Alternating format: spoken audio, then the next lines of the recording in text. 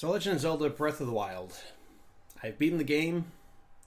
My completion ratio, according to the Shiga Slate, is 99.33% of the game. So not bad. Considering I didn't start out as a completionist run, but it kind of turned into that because I wanted to keep playing. And it is one of those games where you just kind of want to find a reason to keep playing it. And it gives you plenty of reasons to play it. In fact, recently they've dropped the first DLC expansion pack. I believe it unlocks the hard mode, and the hard mode is actually pretty interesting. Just the different things that they added, and also I think it's called the Trial of the Sword, or something like that, where if you complete it, it's like a boss rush mode. It's like the Cavern of Trials from Twilight Princess. If you beat it, you get your Master Sword powered up permanently. Oh. So attack range or attack rate goes from 30 to 60. Very respectable, especially for a single-handed weapon. And I'm pretty sure when it's powered up, its durability also like jumps through the roof too. So it's kind of neat. Still don't know if I'll get it. The DLC pack. I'll have to see because I know that the second pack is going to have some story added to it. So that would be interesting. But on to the review of the game without DLC, just the standard edition. If you pick it up, what kind of experience are you going to get? Well, it's definitely the biggest, longest Zelda game you will ever play. Probably also has the least amount of story elements in it, with the exception of maybe 1 and 2. I want to say like even A Link to the Past has like a bigger script than this one does. Things that I really liked about it. Control's great. It borrows some elements from, of course, games like Assassin's Creed and other open world games where climbing is a big deal.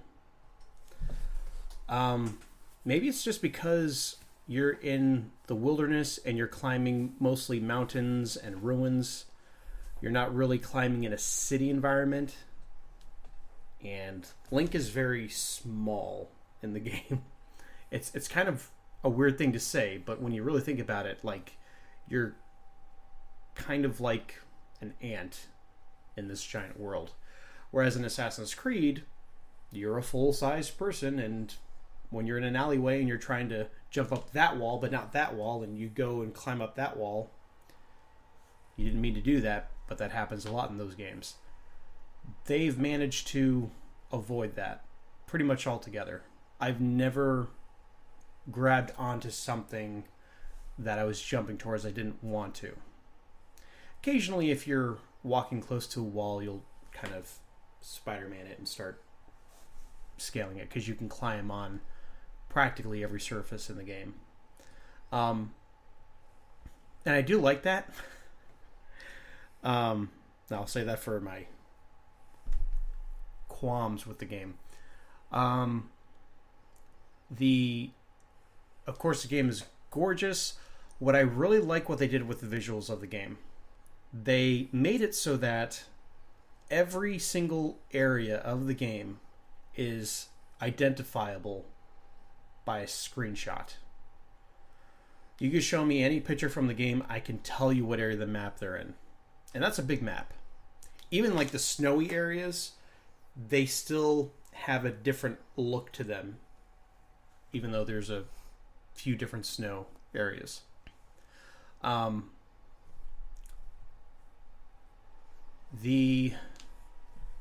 Probably the best fights in the game are the Lionel fights.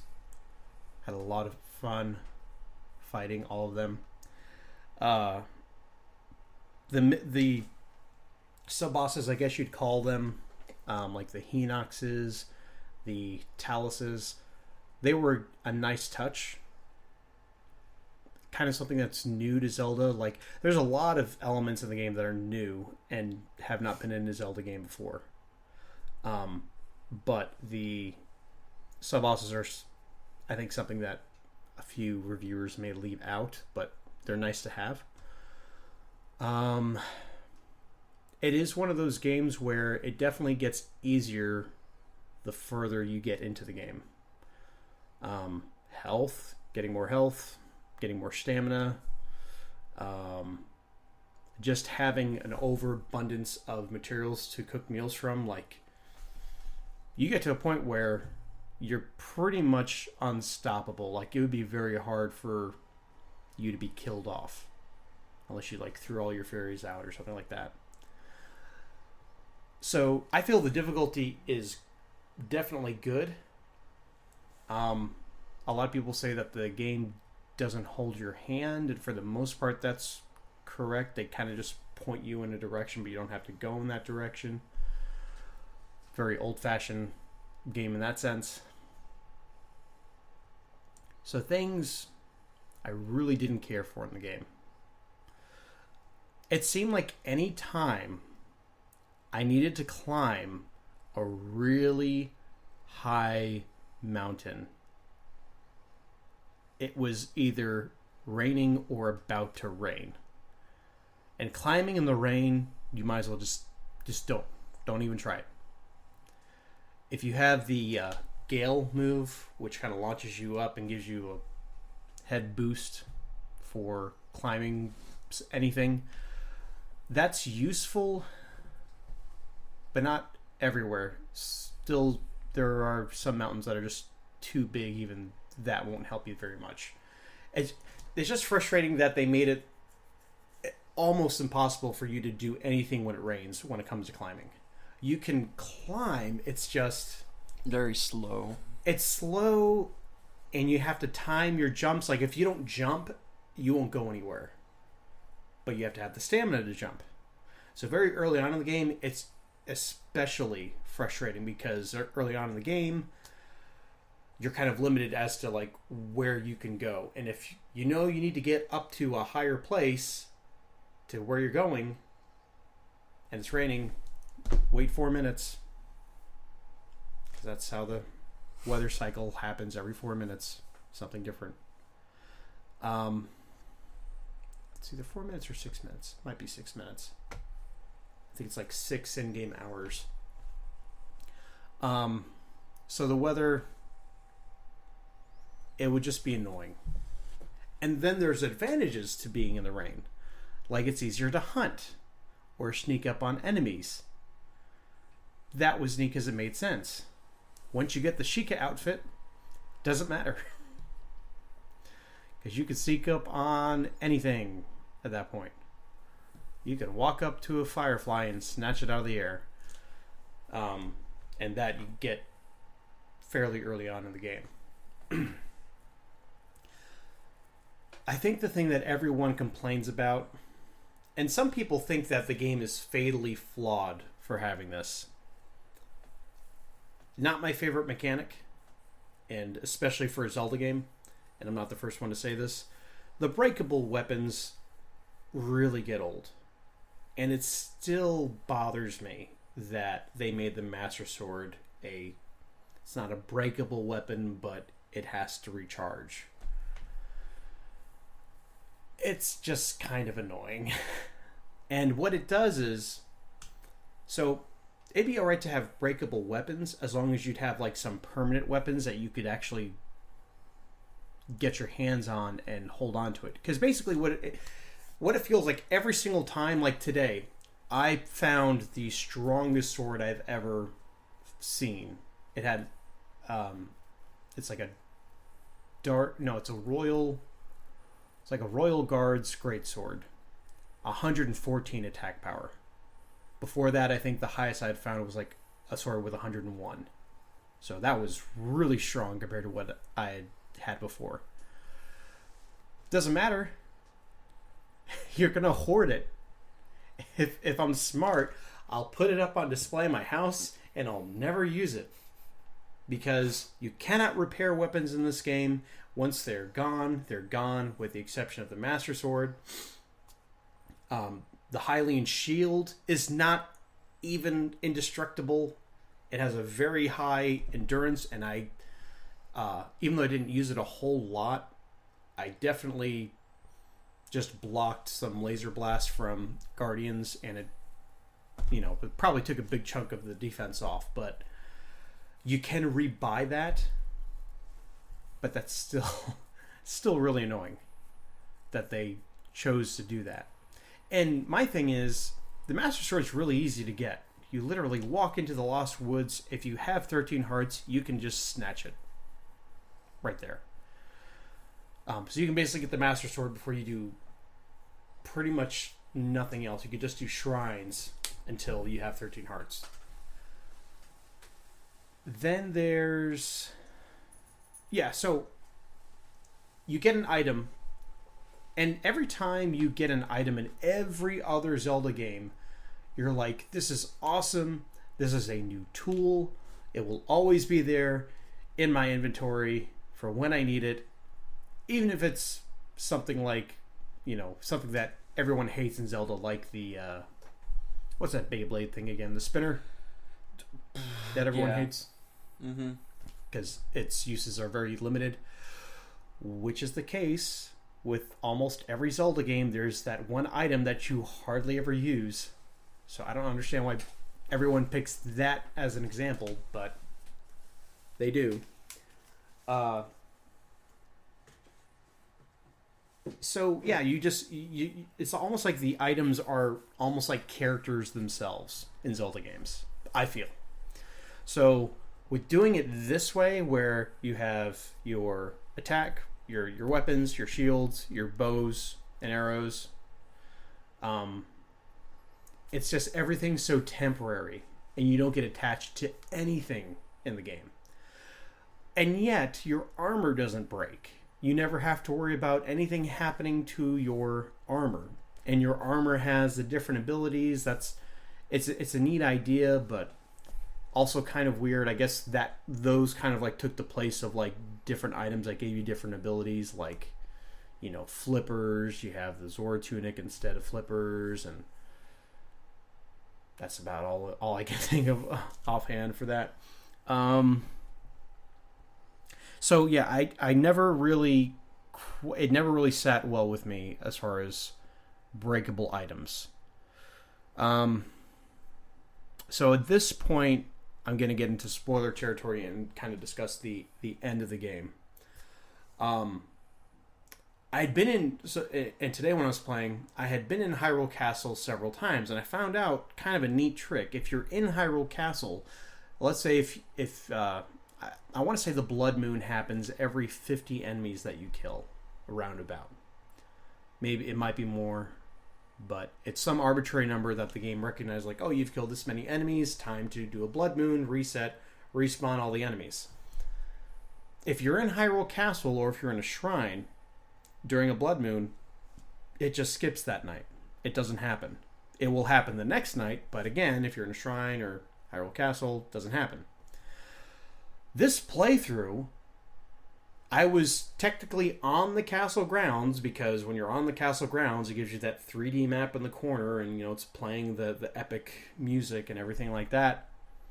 I was trying to clear out Hyrule Castle. I was trying to beat all the Guardians, all the enemies, find as much of the treasure as I could. And a Blood Moon happened. A Blood Moon happened. I was just walking on one of those windy roads around the castle, and it spawned like a Guardian turret right next to me, and I was like, great. You know what? Forget this. I'm just going to go ahead and go to the final boss. So that happened. It never happened to me before.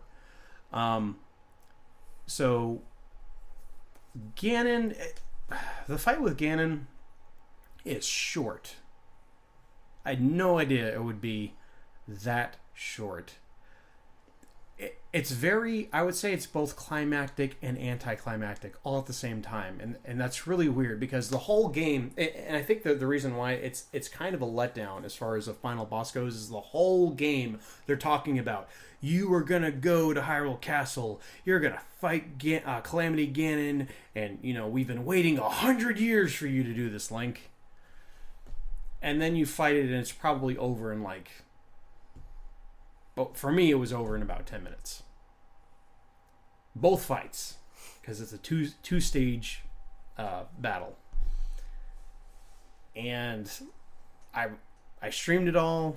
I can go over the footage and find out exactly how long it took me, but it seemed like it was very short, very easy. And if you've played any of the game and you've fought any of the Ganon blights in the game, he's just as easy as, or no, he's actually easier than some of them. Like the ones that move I think there's one that does the thunder and it moves fast. He doesn't move fast. He's very easy to hit. He has like one move from each of them that he uses. But he's basically just has a lot of health, and he's just not a very interesting boss at all. Then the second form, I kind of, just even by looking at YouTube videos about Breath of the Wild that had screenshots of the final boss fight, I was expecting something that it was not. I was expecting you, like, I knew that you fought Dark Beast Ganon out on Hyrule Field. I didn't think he'd be that big, so that was a surprise. I was actually a pleasant surprise. He is huge when you fight him. Even on my giant horse, he was still big. And he doesn't go anywhere. All he does is he kind of slowly turns in a circle. Like, he doesn't move from that one spot on Hyrule Field, I'm convinced. I know some people have done videos like, hey, what happens if you actually leave that fight and like go and do something else? Like, what'll actually happen? So it'd be interesting now. I'll allow myself to go back and watch those videos on YouTube. But it was just like they gave me this really cool setting. At one point, there was like, it started raining out of nowhere, and you're given this bow of light, and all you have to do is ride around him on your horse with infinite ammo and just shoot these different points on him. And I think I got knocked off my horse twice. And during both fights, I only used a recovery item once, and I really wasn't even that low on health when I did it. So, very underwhelming final boss. I felt like Ocarina of Time, Twilight Princess, those both had much better final boss encounters. Just as far as like the lead up to it, everything, much, much, much better. So, that being said, I would say that Breath of the Wild is probably my second favorite Zelda game. It does not top Ocarina of Time as far as I'm concerned. It is a little bit better than Twilight Princess. I did enjoy how they presented the story. Even though there's a very short story, there's not a whole lot of story elements. I thought that was original how they revealed most of the story through flashbacks. And you don't just see the flashbacks, you actually have to go and find them. Like, you have to earn the story, which I thought was a good touch. Could have used more of it.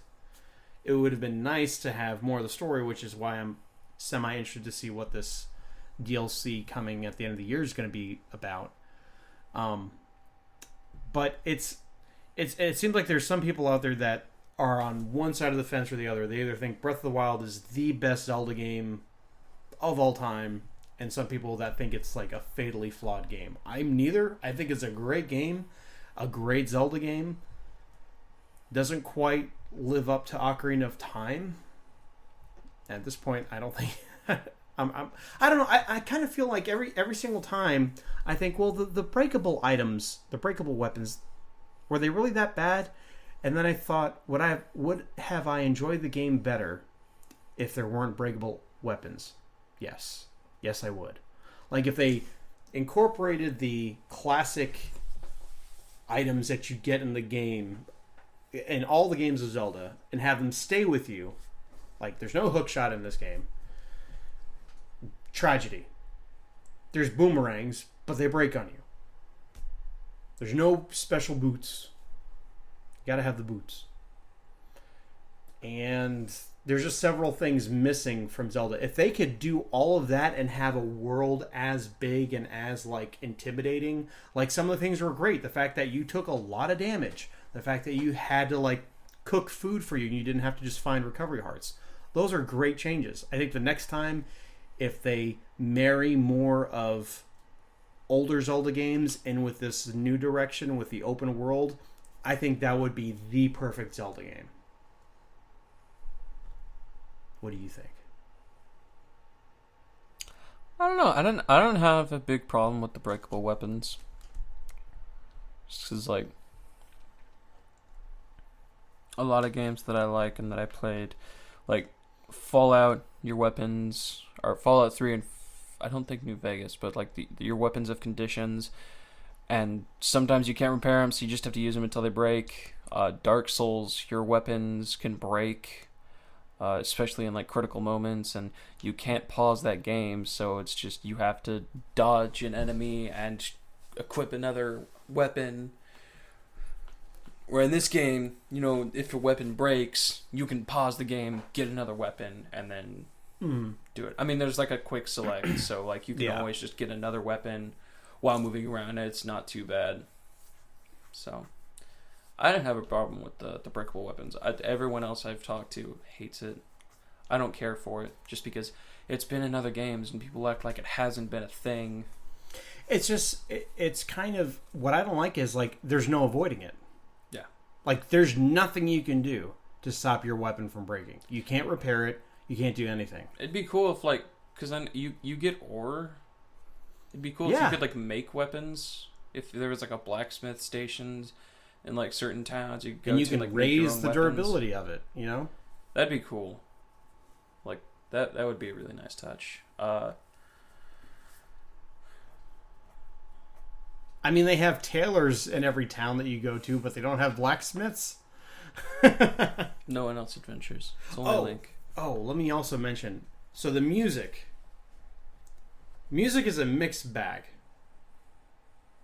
And I'm not even talking about, like, the old music. Of course, anything that's like an old music, like an old music piece, but they've, you know, thrown it in there, like Zora's Domain, still sounds great. The main Legend of Zelda theme, when you hear it occasionally, sounds awesome. The new music, like I said, it's a mixed bag. Hateno Village, or Hatino, or however you pronounce it, that's probably my favorite new piece of music aside from the main Breath of the Wild theme in the game. It's very calming. It makes you feel like, you know, makes you feel like you're in Lord of the Rings, to be honest. Like, it has like that fantastical, folksy kind of feel to it. And it's just a good piece of music. Kakariko Village. Why can't we just have the Kakariko Village theme from past games? There's nothing wrong with that theme. And I know that the village in this game, like the Sheikah, are much more like, they're more of like an Asian ninja kind of clan. So when you go into Kakariko Village, you have like a very traditional Japanese sounding song. But it pales in comparison to the classic Kakariko theme. So I miss that. I'm okay with there not being that much music in the game. Like, some people find it weird that when you're out doing stuff in the world that it's very rare for you to hear music. I think that's fine. You don't have to have music constantly in your ears. And it makes the world feel that much more lonely, and you feel isolated, and you feel like, okay, there's a task at hand and need to focus. That's actually one of the main not mechanics, but like one of the big decisions made for the Dark Souls series. The only time music ever plays in that game is the start menu of the game and during boss fights. during. So it's very punctuated. It's like it matters when you hear music. When you're going through an area, there's no music. There's nothing. Not even like just like really tough enemies. There's nothing. There's not even ambient. No, because they want you to feel alone, and they want you to feel like you're by yourself fighting off. You gotta compare Breath of the Wild to the Dark Souls games. There's so many similarities. just messing with you. That's apparently like mixing Doritos and Mountain Dew. You're not supposed to do that. Didn't you get the memo? Anyway. Music was... It's good and it's not good. Like, it's Oh, what's something else? Why can't they get the Goron theme right? Every single game I have played that has Gorons in it, and you have a Goron music theme, it's always the most annoying piece of music that I never want to hear ever again. And this one is probably the worst, because like they made the Gorons like the main instrument in the theme is this really annoying trumpet that sounds drunk. It's so lazily played, and like I know what they're getting at. They're trying to like have a theme of it being like a rugged people, but they're not too smart, but they're tough and they're earthy, being Gorons. I get that. But they never get it. They never, like, the Goron theme is never one of the more memorable themes, and it's like they always seem to make it a little bit worse each game. I'm actually not really a huge fan of Gorons. I like them.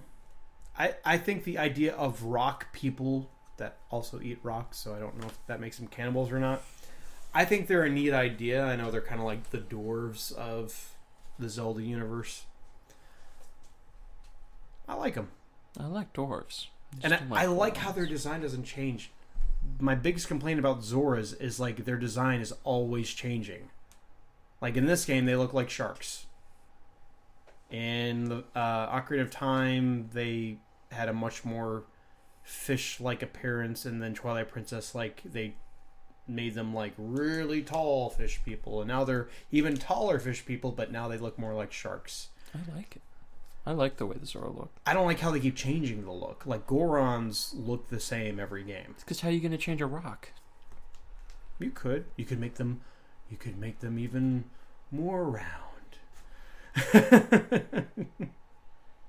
just mud balls. I'm just saying, like, with the Zora, like, it's like they never know what they're gonna they never know what they're gonna do with them. So yeah, great game, not the best ever, and it's not fatally flawed. So I will go to the mat with people that say that about this game.